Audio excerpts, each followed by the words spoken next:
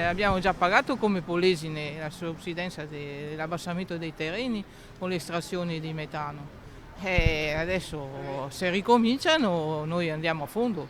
La manifestazione prima davanti alla prefettura con slogan e striscioni, associazioni e politica insieme, poi l'incontro con il prefetto di Rovigo Clemente Denunzo per consegnare un documento contenente le motivazioni a sostegno del no trivelle, redatte dall'avvocato ambientalista Matteo Cerutti.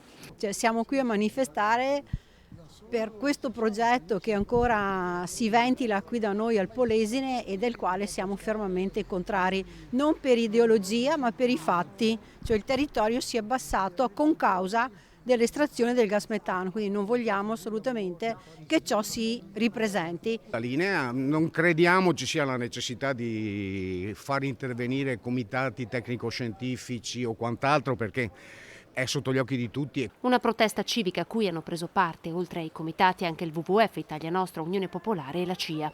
Però effettivamente non siamo disposti a lasciare nemmeno un centimetro del nostro territorio per quelli che possono essere interessi occulti oppure interessi di qualche, diciamo così, di qualche interessato. La prima protesta organizzata a cui promettono, ne seguiranno altre. Chiedono ai comitati una posizione più netta da parte della Regione Veneto che ha aperto all'approfondimento tecnico-scientifico voluto dal Ministero.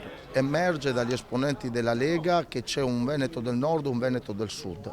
Se noi vediamo gli investimenti fatti in termini viabilistici, se noi vediamo gli investimenti fatti in termini infrastrutturali, scopriamo che il Veneto si ferma a Venezia.